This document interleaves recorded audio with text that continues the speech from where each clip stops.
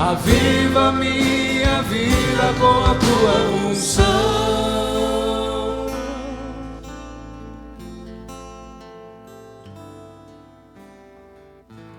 Podemos assentar? Santo anjo do Senhor,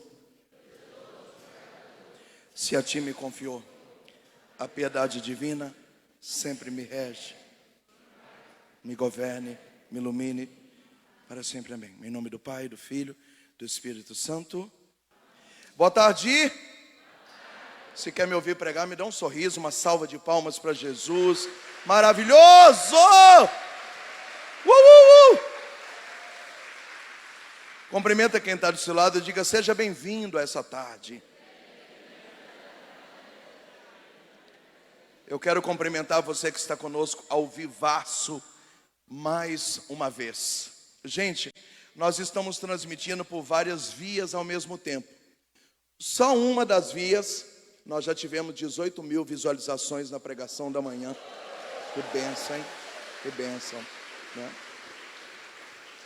Se nós contabilizarmos todas as vias, é como se nós estivéssemos num estádio de futebol com 20, 25, 30 mil pessoas vivendo essa moção do Kairos Diocesano. Fala para quem está do seu lado: você é privilegiadíssimo de estar aqui.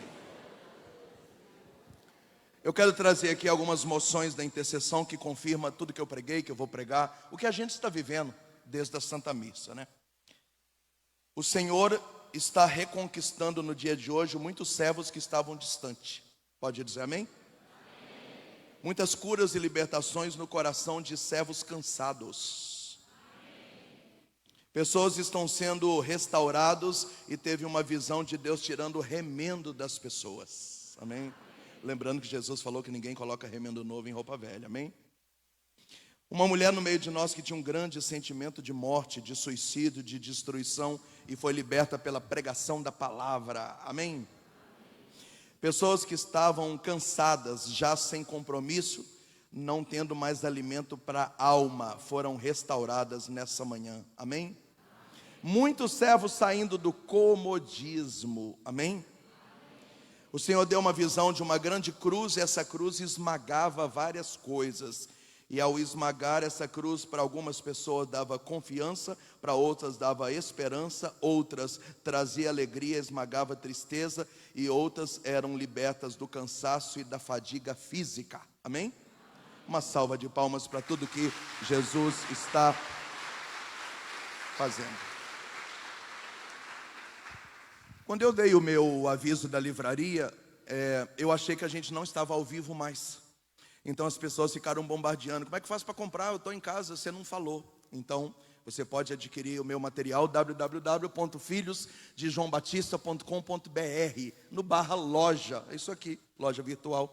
Lá você compra tudo, até eu, se você quiser levar para casa, eu estou à venda lá, tá bom? Lá também você descobre como internar alguém. Tudo que a gente faz é gratuito. A gente recebe dependentes químicos do Brasil inteiro na nossa fazenda, não tem nenhum custo. A gente sustenta isso vendendo o nosso material nas pregações. Então, você pode internar alguém, temos uma equipe que orienta, aconselhamento, eu respondo e-mail todo dia, direção para casais, essas coisas. Então, estamos lá à disposição com a nossa obra. E você vai então no www.filhosdejoãobatista.com.br/loja e você acha todos os produtos do Moisés, da comunidade Filhos de João Batista. Vamos trabalhar? Vamos? Abre comigo a sua Bíblia. Acharam no banheiro esse celular. Tem uma foto aqui de 3 crianças. É seu? Ainda bem que foi o celular, não foi as crianças, né, irmã? Oh, glória. Obrigado. Evangelho de São Mateus. Bom da gente ser carismático, a gente é feliz, né, gente? Evangelho de São Mateus, capítulo 10, versículo 27. Evangelho de São Mateus, capítulo 10, versículo 27. O tema que me foi passado agora é viver na força do Espírito Santo que nós recebemos.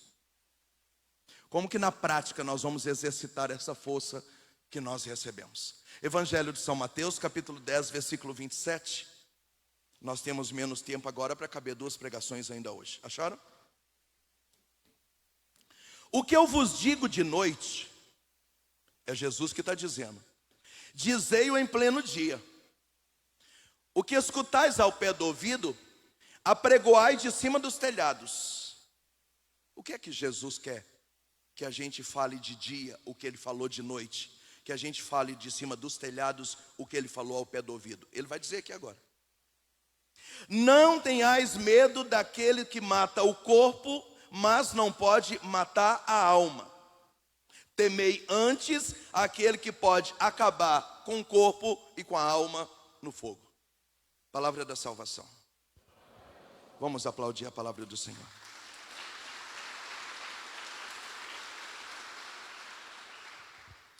A pandemia, ela explodiu no Brasil mais ou menos dia 14 e 15 de março. E então, o tempo foi passando e a pandemia não se resolvia. E ninguém tinha um cenário do que ia acontecer. Até porque era muito novo para todo mundo. Então chegou dia 15 de março, todo mundo dizia, não, dia 25 está tudo resolvido. Chegava dia 25, todo mundo diz, não, é só na Semana Santa, em abril que vai resolver. Quando chegava na Semana Santa, todo mundo dizia, não, Pentecostes vai resolver. Então nós ficamos sendo jogados para daí 15 dias, mais 20, mais 15, mais 30, mais 15. E hoje nós estamos nesse cenário e ainda não foi resolvido.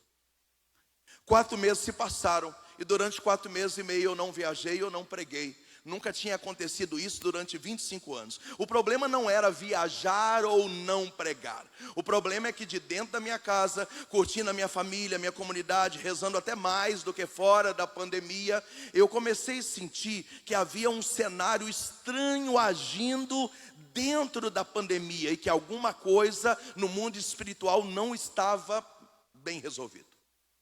Então, numa noite eu fui orar. E eu tenho saudade dessa intrepidez carismática, onde homens e mulheres de Deus oram em tempos difíceis e fazem leitura espiritual dos fatos. Então eu fui orar e o Senhor me deu essa palavra. Aquilo que eu estou falando no pé do seu ouvido, Moisés, diga de cima dos telhados, até no Cairós diocesano. Aquilo que eu estou falando de noite para você, eu quero que você diga de dia. E eu dizia, dizer o quê? O Senhor diz, não tenhais medo daquilo que está matando o corpo, abre aspas, a Covid, fecha aspas, mas vocês têm que ter medo que isso não pode chegar na alma de vocês. E é claro que isso é uma revelação espiritual, e quem escuta as minhas pregações sabe que faz parte da característica da minha comunidade, filhos de João Batista, pregações, revelações, coisas fruto da nossa aliança com Deus. Mas como é que eu ia propagar nacionalmente, em tempos de pandemia, todo mundo fazendo live, aquilo que o Senhor estava me dizendo? Então eu pedi ao Senhor que me confirmasse, e quando o dia amanheceu, o evangelho da liturgia era Mateus 10, não tenhais medo daquilo que está matando o corpo, mas não pode chegar na alma de vocês, porque se chegar na alma de vocês, vai matar a alma e vai matar o corpo de vocês também no fogo. Bate no seu peito e diz, eu não posso ter medo daquilo que mata o corpo, mas eu preciso ter medo que isso não pode matar a alma, senão vai matar a alma e corpo também. Fala para quem está do seu lado, ele vai explicar o que ele está falando. A primeira coisa que você tem que saber é que nós cristãos não temos problema com a morte. Se você tem pessoalmente algum problema com a morte, você precisa rever, porque a fé católica, a partir da morte de Jesus, aleluia, ele mudou o sentido da morte. A morte já não é nem fracasso e nem derrota, mas não é. É por isso que há 2000 anos a Igreja Católica Apostólica Romana vai fazer aquilo que vai acontecer na quarta-feira agora. A cinza é empunhada sobre a nossa testa ou cabeça e é dito, tu és pó e ao pó você há de voltar. A igreja a cada quaresma há 2000 anos convida você a meditar na morte. Nós vamos morrer. É por isso que muitos santos inclusive tinham o crânio, uma caveira na sua cela, no seu quarto. Por quê? Porque meditavam na morte, na miséria humana. O cristão sabe que ele um dia vai completar a sua carreira. Isso é fato. Então um velório de gente carismática é lindo. Velório de gente cristã é maravilhoso, porque embora a gente chora, e chorar é humano, Jesus chorou, o menor versículo da Bíblia é: e Jesus chorou na morte de Lázaro. Embora nós choramos e sentimos a perda como ser humano, nós temos a convicção de que a morte não é fracasso, não é tragédia. É por isso que lá na casa de Marta e Maria, Jesus, a respeito de Lázaro, que já estava morto, diz: aquele que crê em mim, ainda que esteja morto, não morrerá, porque viverá. Então, a Igreja Católica, se você pegar o Código de Direito Canônico, se você pegar o Catecismo da Igreja, se você pegar os textos bíblicos, são 47 falando sobre morte. Ninguém está falando de morte como tragédia, ninguém está falando de morte como fracasso, ninguém está falando de morte como derrota. A morte tem um sentido maravilhoso, por isso que Francisco de Assis, também Teresa d'Ávila, Catarina de Sena, chamava a minha irmã morte, como se fosse o beijo de Deus. Quem entendeu isso? Paulo, que diz: irmãos, tem hora que eu não sei se eu quero viver para servir a Cristo, ou se eu quero morrer para encontrar com Cristo, porque para mim viver é Cristo e morrer é lucro. Pode aplaudir, está entendendo?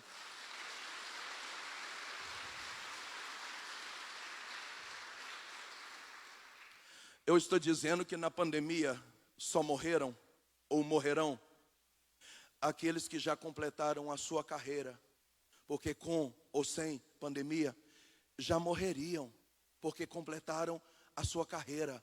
O mundo não está à deriva, Deus continua sendo aquilo que diz o livro dos Provérbios, capítulo 19, sou eu que tiro a vida, sou eu que faço viver. Eu acho que a gente, como carismático, esqueceu isso na pandemia. Parece que Deus está de férias, o mundo está à deriva e o Covid mata quem ele quer. Fala para quem está do seu lado: você tá doido, meu filho, você está doido, meu filho.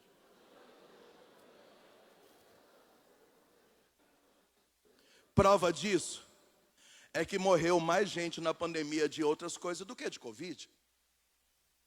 Prova disso é que pessoas de 90 anos pegaram Covid 2 vezes. E eu conheci gente que só tem um pulmão e ficou assintomático. E conheci gente de 43 que morreu em 6 dias, porque completou a carreira. A igreja está falando isso há 2000 anos, mas a gente não quer aceitar. Fala para quem está do seu lado: quando chegar a tua hora, tu vai morrer.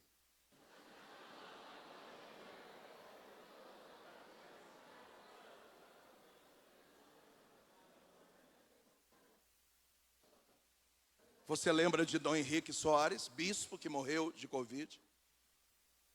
Esses dias eu fui pregar em São Paulo, numa comunidade onde o fundador é um padre, morreu há 30 dias de Covid.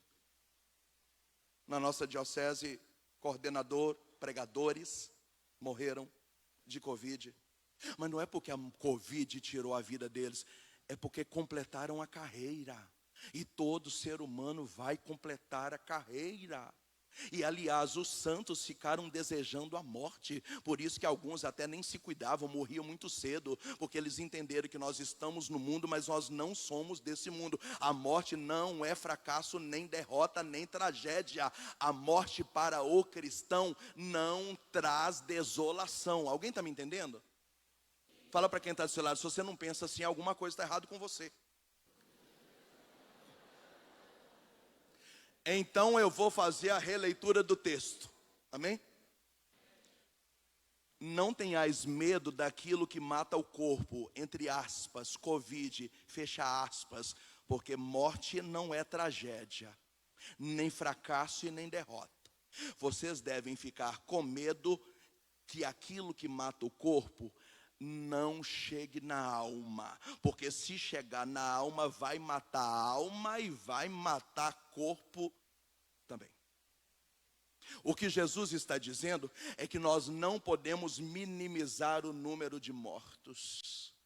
Mais de 200 mil pessoas morreram no Brasil. É perda, é perda, é tristeza, é tristeza. Eu atendi e socorri muita gente em lágrimas, porque não puderam fazer um velório na morte dos seus parentes. Nós não podemos minimizar isso. Mas agora eu quero que você faça uma releitura espiritual. Jesus está dizendo, vocês não precisam ter medo do que está matando o corpo, porque morte física não é tragédia, nem fracasso, nem derrota. Vai acontecer no tempo de cada um, vai acontecer, isso entre aspas é natural. Mas vocês precisavam estar preocupados, não é com o vírus, vocês precisavam estar preocupados com uma coisa que está agindo na pandemia, que não é o vírus, que se chegar na alma de vocês, aí lascou, porque vai matar a alma e vai matar o corpo também no fogo. Quem me ouve, diga amém. Jesus está dizendo que tem uma morte mais grave do que a morte da Covid, que é a morte da alma. O nome disso é espírito da morte. Diga comigo, espírito da morte. Fala para quem está de um lado e do outro, à frente, atrás, em cima e embaixo, espírito da morte.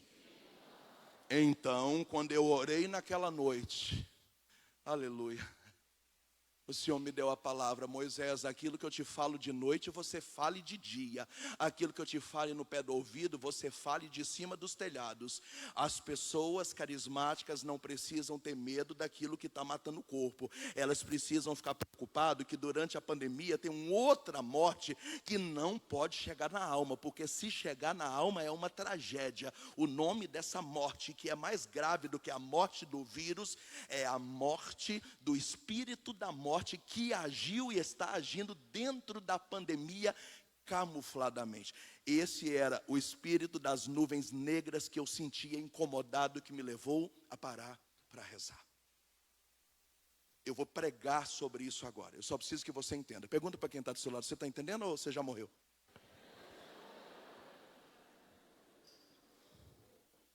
Para você entender o que é espírito da morte, nós vamos ter que sair de Mateus 10, não precisa abrir não, tá? E vamos ter que descer para João 10.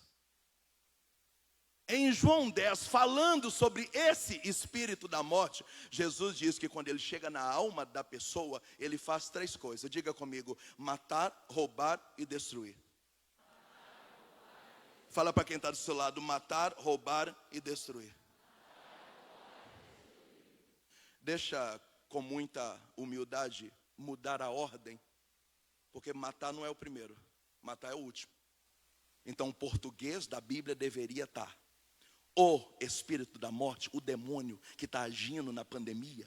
Primeiro ele rouba, depois ele destrói, depois ele mata. Então não deveria ser matar, roubar, destruir. Deveria ser destrói, rouba e mata. Mas o mais importante aqui é que Jesus está dizendo que esse espírito perigoso que não pode chegar na alma, se chegar na alma vai fazer um regaço, porque ele vai agir dentro da alma em três coisas: matar, roubar e destruir, ou destruir, roubar e matar, que eu traduzo na minha pregação em morte espiritual, morte emocional e morte física. Fala para quem está do seu lado, presta atenção no que ele vai começar a falar agora. A primeira ação do espírito da morte na pandemia foi nos matar espiritualmente. Nós começamos todo mundo fazendo live. Até pessoas que não eram da igreja estavam postando mensagem religiosa. Eu falei, agora o mundo vai se converter mesmo. Porque o que tem de gente rezando, postando mãozinha posta, mandando pombinha, dizendo vai dar certo, Deus no controle. Eu falei, eita glória. Depois de 2 meses eu percebi que não era temor de Deus. Eu percebi que era medo de morrer. 2 meses se passaram, a pandemia não se resolveu, todo mundo saiu das redes sociais, todo mundo parou de postar mãozinha posta e pombinho e começou a dizer, nós temos que trabalhar, nós vamos quebrar, nós queremos dinheiro, dinheiro, dinheiro. A preocupação do 2º mês para frente foi dinheiro. No meio desse processo, o que é que se espera de um povo carismático, batizado ou efudido no Espírito? Se espera que esse povo se levante e diz, nossos templos estão fechados, nossos grupos estão fechados, mas a força do Espírito Santo está conosco. Vamos aproveitar esse cenário de caos e vamos clamar um derramamento do Espírito Santo sobre as casas das pessoas. Então se esperava que os carismáticos iam se levantar e dizer: gente, quantas missas nós tivemos, quantos secos de Jericó, quantos cenáculos, você que foi ao ENF, quantos kairós, quantas formações, quantas apostilhas. Deus está no comando, Deus está no controle, está tudo certo, eu orei, nós estamos orando, jejuando, clamando na madrugada. Uhul, fogo, Senhor, arrebenta, purifica o Brasil. A verdade é que nós perdemos metade dos nossos carismáticos durante a pandemia, porque o espírito da morte matou-os espiritualmente. Muitos pararam de rezar, alguns voltaram para os pecados, outros entraram num processo de letargia, como uma barata, começaram a andar em ciclo dizendo: eu estou com medo de morrer, eu estou com medo do vírus, o medo do vírus, o medo da morte, medo do vírus. Então quem cantava, quando abriu os templos, dizia: eu não vou tocar, você está doido, eu não vou tocar. O padre da minha paróquia é doido de voltar com a missa, eu não vou tocar. Ministros da Eucaristia carismática, orar em língua. Quando abriu os templos, dizendo: eu não vou servir. E o padre dizia: você não é grupo de risco, mas eu que não quero pegar esse vírus, eu que não quero pegar o vírus.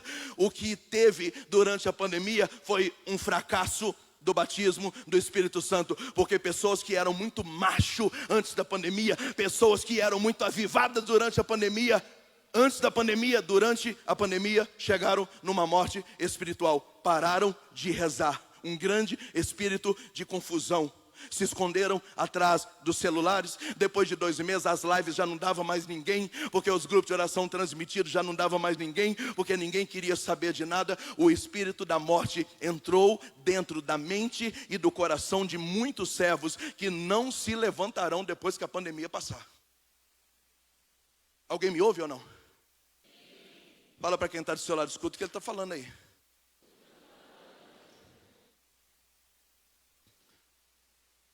E o que eu tenho para fazer aqui é uma denúncia.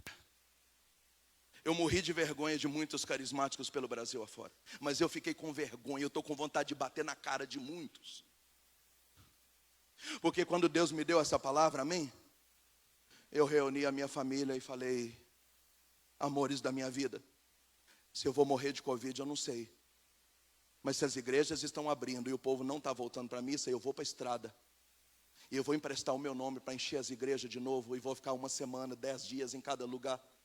E o padre vai dizer que Moisés vai pregar dentro das missas, que é a única coisa que pode. E as pessoas irão para a missa, porque Moisés está na missa. E eu vou dizer para elas que elas têm que voltar para a missa, que elas têm que voltar para a igreja, que elas têm que reconstruir, que é tempo novo. Eu vou fazê-las lembrar das profecias, do investimento espiritual que Deus fez nelas. Eu preciso destruir esse espírito da morte. Então eu fui para a estrada. Depois de 4 meses, eu fiquei de julho a dezembro, quase Natal, 10 dias fora, 1 dia em casa, 7 dias fora, 1 dia em casa, 5 dias fora, 1 dia em casa. Tanto é que eu cheguei em dezembro doente, tendo um piripaque. Todo mundo achou que eu estava infartando. Por quê? Porque eu enfrentei o espírito da morte. Falei: eu sou batizado no Espírito Santo, eu vou para a estrada.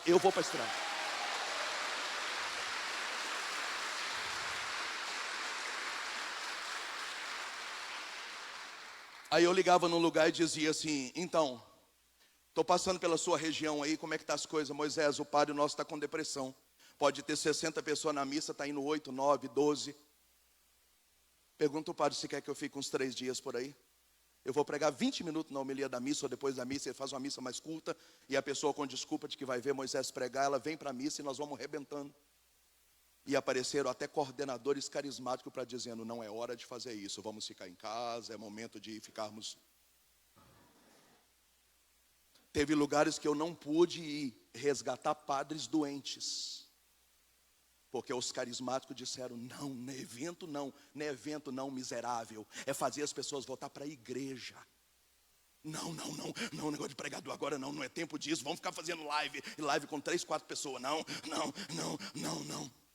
Fala para quem está do seu lado: a minha vontade é bater na sua cara.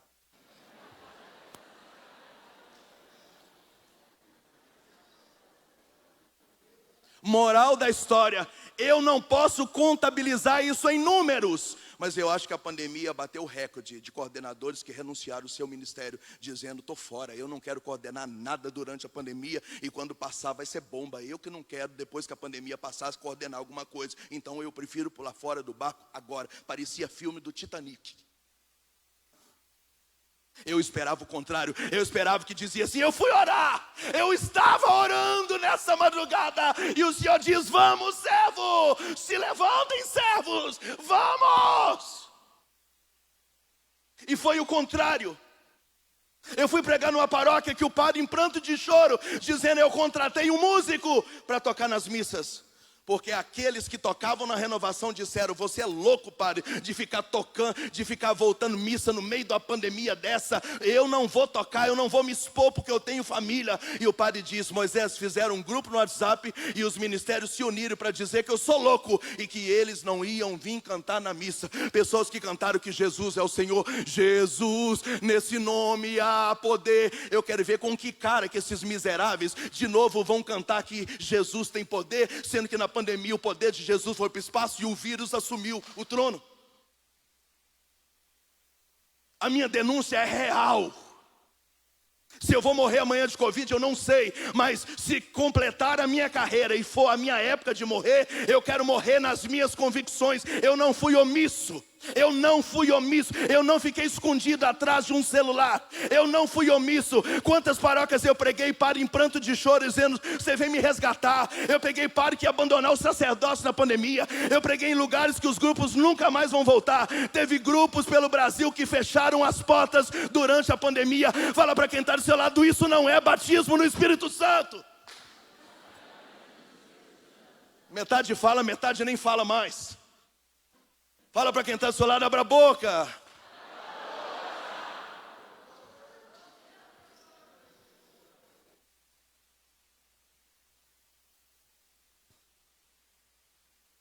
O tema dessa tarde é viver na força do batismo no Espírito Santo que você recebeu. E quando Paulo escreve a Timóteo, preso, Paulo diz: você não recebeu um espírito de medo nem de covardia. Você recebeu um espírito de coragem e de destemor.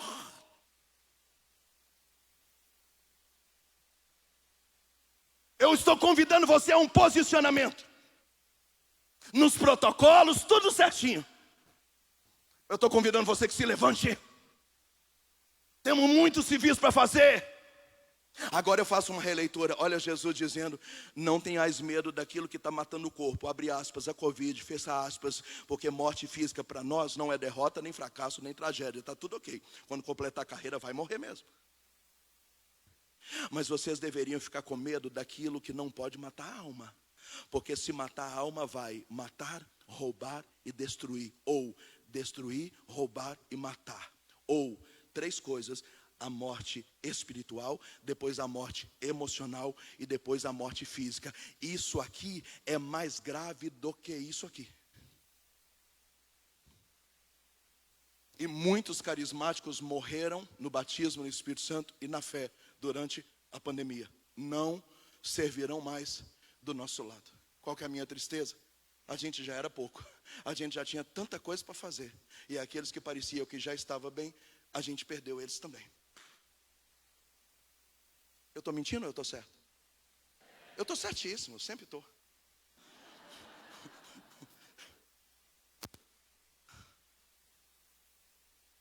Fala para quem está do seu lado: acorda em nome de Jesus, meu irmão. Acorda, acorda. Fala para quem está do outro lado: em nome de Jesus, você se levanta, meu filho, se levanta.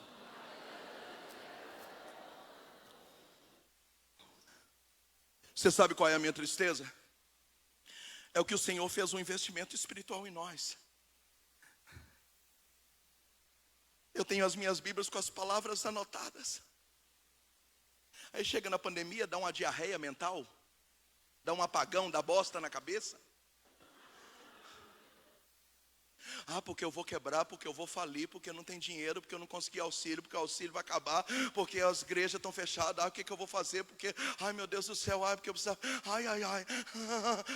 Que apagão é esse, gente? Tem anos e anos que o Senhor investiu espiritualmente em nós, nos preparando para os tempos maus. E quando chega o tempo mau, a gente esquece de tudo.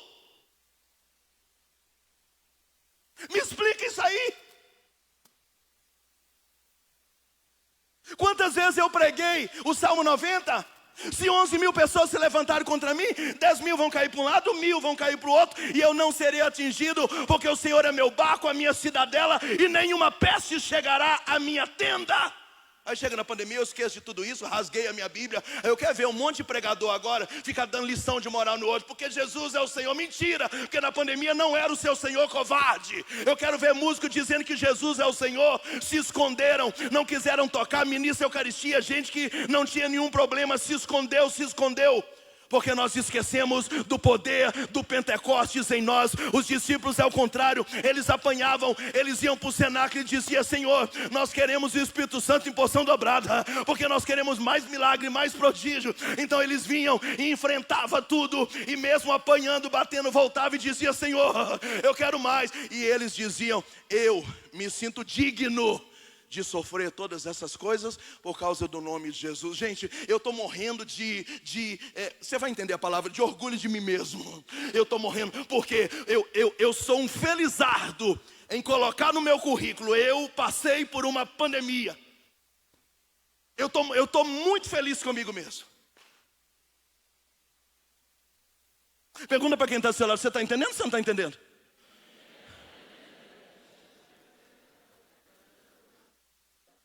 Que saia da renovação carismática da diocese de Itapetininga esse espírito maligno de medo que cegou muitos, em nome de Jesus. 365 vezes na Bíblia o Senhor disse: não temas, não temais, não tenhais medo. O Espírito do Senhor está em nós. Amém? E quando Jesus enviou os discípulos, soprou sobre eles o Espírito, Jesus disse: vocês serão picados por cobras e escorpiões e não vai acontecer nada. Vocês beberão veneno e não morrerão. Moisés e os que morreram porque completaram a carreira, não foram vítimas da Covid, completaram a carreira. Se eu morrer amanhã de Covid, você vai dizer: tá vendo, foi muito macho naquela pregação, bateu em nós e morreu. Porque completei a carreira. Porque se não for a minha carreira, não tem Covid, não tem demônio, não tem ninguém que...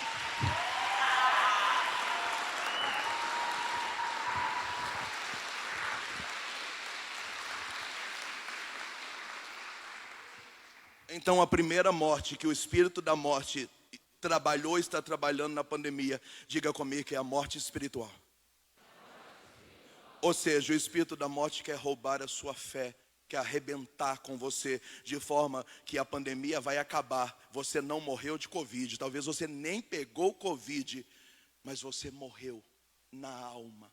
Por isso Jesus diz: não fiquem preocupados com aquilo que está matando o corpo, porque matar o corpo não é tragédia, está tudo tranquilo. Vocês devem ficar preocupados, porque se chegar na alma e matar vocês espiritualmente, não morreu de Covid, mas está morto. Isso aqui é mais grave do que isso aqui. Muito bom, eu mesmo aplaudo, muito bom isso, muito bom, muito bom, muito bom.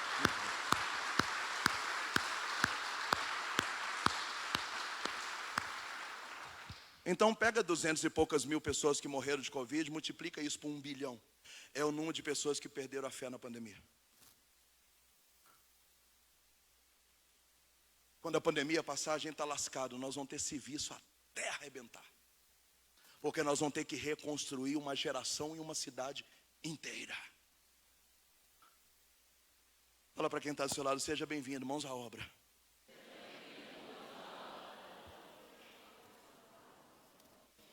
Segunda ação do espírito da morte na pandemia. Primeira, a morte espiritual. Quem está me entendendo, diga amém. Eu estou te pregando uma revelação espiritual. Isso que é pregação de altíssimo nível.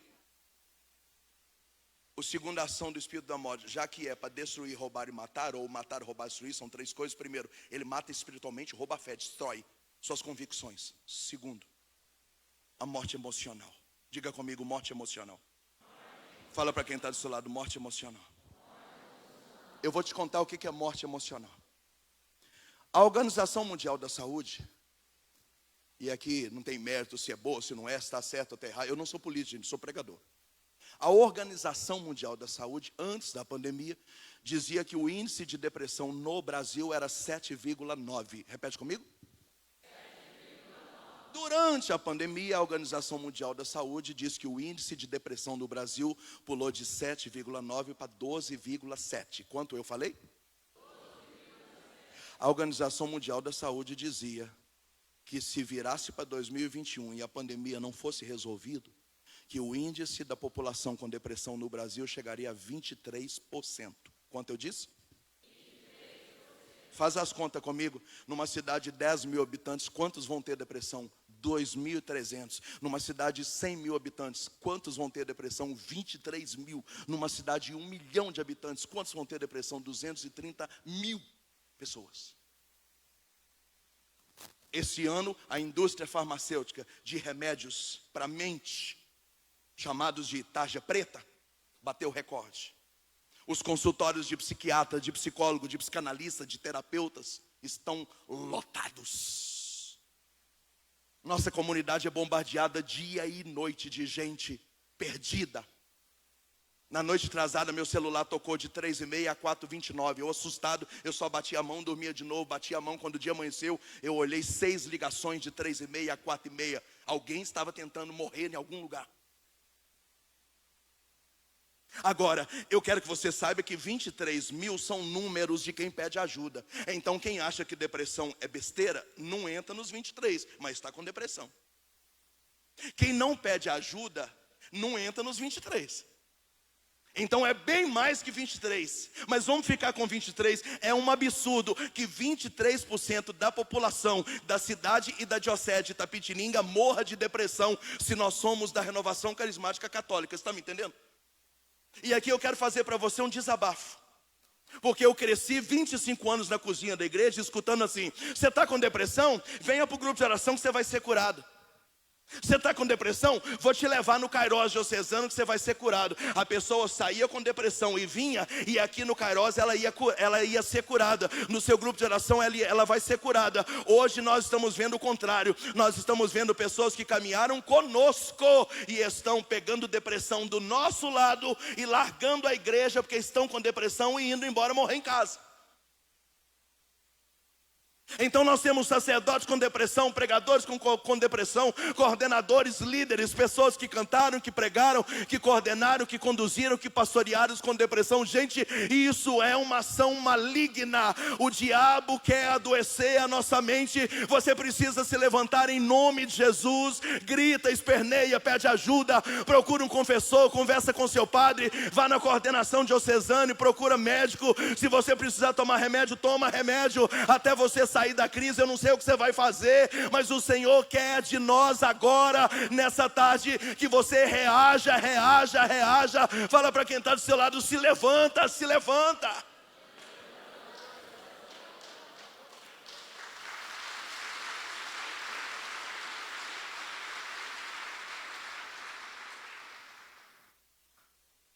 Então deixa eu fazer uma releitura de Mateus 10.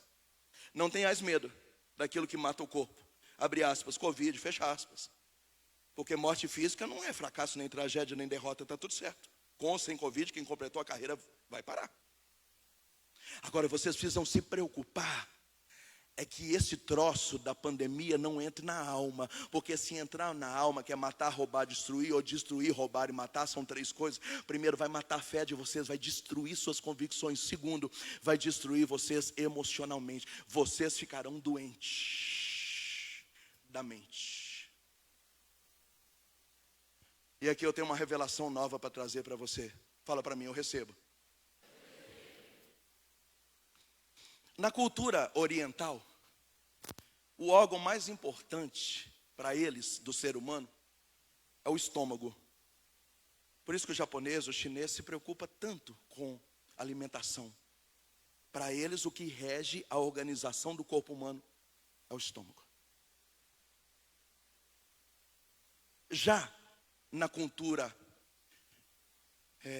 judaica, o povo de Israel, o que é mais importante para eles é o rim.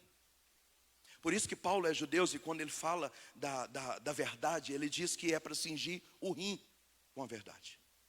Aqui na cultura ocidental, onde nós estamos aqui, nós consideramos a parte mais importante do ser humano o coração. Mas eu queria te dizer que isso é cultural, porque na verdade o coração só serve para bombear sangue. O coração não tem grandes finalidades no nosso corpo, não tem. Eu vou te provar. Para uma pessoa ser declarada morta, precisa que seja declarado óbito da mente, morte cerebral, e que o coração parou, morte cardíaca. Imagina que uma pessoa sofre um acidente grave, muito grave. Se ela ficar toda arrebentada,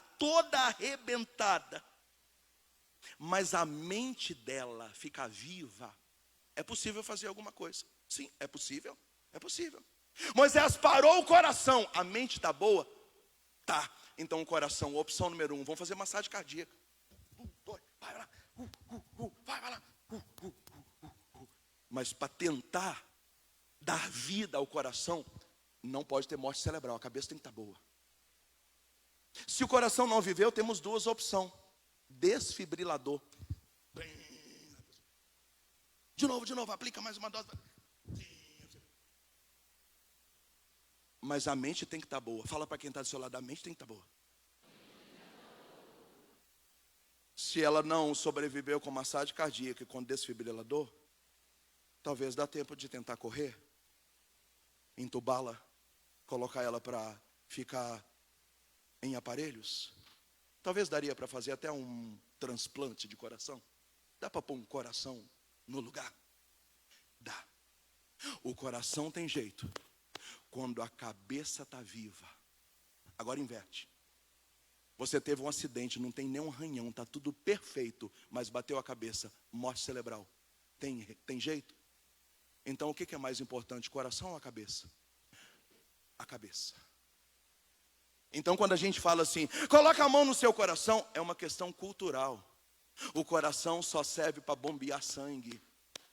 Na verdade, a gente deveria dizer, põe a mão na cabeça. Aqui está o seu consciente, inconsciente, subconsciente, seu passado, seu presente, seu futuro, seu querer, sua vontade, seu sonho, seu projeto. A sua alma está aqui, seu espírito está aqui, não está aqui. Quando a gente fala, nossa, meu coração está partido porque eu fui traído. O coração não parte com traição. Essa traição é aqui, não é aqui. Aqui é só um órgão que bombeia sangue. Então, essa questão de coração, ela é cultural. Na prática, o ser humano para viver tem que estar são aqui. É por isso que o diabo está trabalhando para adoecer as pessoas aonde? Aqui. Pergunta para quem está do seu lado, você está entendendo ou não está entendendo? É por isso que nós aprendemos na renovação carismática a famosa armadura do cristão, que é Efésios 6:10, lembra? Não é contra homens de carne e sangue que estáis lutando, mas contra principados, potestades, espíritos malignos, demônios, espalhados pelos ares, resistires firme na fé. Aí ele começa a descrever um soldado. Ele diz que para um soldado vencer, ele tem que ter na mão a espada da palavra, ele tem que ter no braço o escudo da fé, ele tem que cingir os rins com a verdade, para proteger o peitoral, o escudo da justiça, lá no pé a sandália da paz. Mas quando ele fala como é que protege a cabeça, ele diz na cabeça o capacete da salvação. Então fé não é sentimento, fé é convicção. Você pode estar choroso, derrotado, humilhado, em pandemia, quebrado, machucado, mas se a mente está viva, é possível fazer alguma coisa. Mas se você morrer aqui, não é possível fazer mais nada. O demônio quer destruir os servos da renovação carismática, levando eles à loucura da cabeça. Alguém me ouve ainda? Tem alguém vivo? Pergunta para quem está do seu lado, está vivo ainda ou já morreu? Está tudo bem?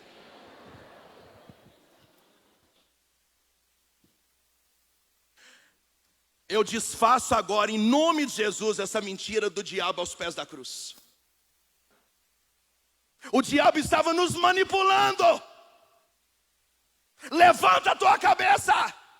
Receba nessa tarde uma unção de saúde mental, uma unção de equilíbrio, de sanidade, olhos de águia, visão espiritual, leitura profética. Senão você vai dizer, porque eu estou com medo, porque, meu Deus do céu, ainda bem, meu Deus do céu. Aí você não morreu de Covid, mas você já morreu. Não tenhais medo daquilo que está matando o corpo, isso não é o problema maior. Não estou minimizando. Vocês têm que ficar com medo daquilo que está matando a alma, porque se chegar na alma, primeiro vai matar vocês espiritualmente, depois vai adoecer vocês emocionalmente. E se a cabeça se entregar, o corpo pode estar são, mas morte cerebral não tem saída. Você está entendendo? Aplaude.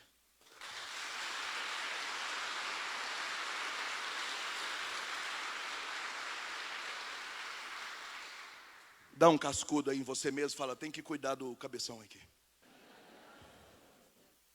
Cuidar do cabeção. Terceira e última ação do espírito da morte. Diga comigo, a morte física. Fala para quem está do outro lado, a morte física.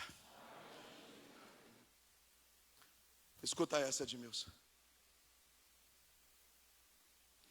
O Brasil, antes da pandemia, era o 17º no ranking de suicídio. Na pandemia é o 4º.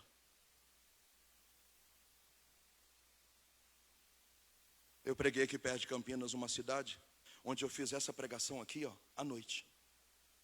E durante a madrugada, 3 pessoas suicidaram comigo lá na cidade. Uma cidade de 40 mil habitantes. Aí peguei um voo, desci em Fortaleza e subi de carro 600 quilômetros, sentido Sobral, Jericoacoara, pregando. Falando isso aqui. Quando o dia amanheceu, o policial falou, Moisés, só essa madrugada, 5 suicídios, enquanto você está aqui, no meio de nós. As estatísticas dizem que no Brasil, a cada 6 pessoas, suicida. Primeiro o demônio tira Deus de você. O espírito da morte mata as suas convicções, arregaça com o investimento espiritual que Deus fez em você. Depois ele mata as suas emoções, vai empurrando você para ficar louco, adoecendo, babando, sem reação. E depois empurra você para suicidar. Aqui é preciso esclarecer uma coisa a respeito do suicídio. E eu sou feliz demais por ser católico. Quando São Paulo vai listar um monte de gente que não vai para o céu, está lá em Gálatas capítulo 5, ele põe nessa lista os suicidas. E depois Paulo repete isso de novo em 1 Coríntios capítulo 6. Os suicidas não herdarão o reino de Deus. Gente, os nossos irmãos protestantes que se fundamentam somente na palavra, para eles, quem suicidou está no inferno, não tem saída. Agora eu fico imaginando, você ser a mãe de um rapaz que suicidou, você ir para o velório dele e escutar o seu pastor, já que você é evangélica, dizer que não tem nada o que fazer, porque esse menino já está no inferno. Só que a Igreja Católica se fundamenta na Sagrada Escritura, mas também no Sagrado Magistério e na Sagrada Tradição. A igreja é tão mãe, é tão apaixonante, que quando ela olha para alguém que suicidou, ela imagina assim, na verdade, ele não suicidou porque queria morrer, na verdade, ele queria viver, a vontade de viver era tão grande, a angústia era tão grande, que ele achou que para viver tinha que tirar a própria vida, porque ele não conseguia resolver a agonia de morte dentro dele. Então a igreja faz a seguinte leitura, presta atenção no que eu estou falando. A igreja imagina que talvez essa pessoa que suicidou, 30 segundos antes de morrer, fez uma oração. A igreja acredita que essa pessoa que suicidou tem um parente na renovação carismática que sempre orou por ela. A igreja acredita que essa pessoa que suicidou, às vezes tomava medicamento, não tinha capacidade de conceber vida ou morte. Então a igreja vai mandar um sacerdote em todo o velório do suicida e dizer, rezemos para que pela misericórdia de Deus nós encontremos um dia esse irmão na eternidade.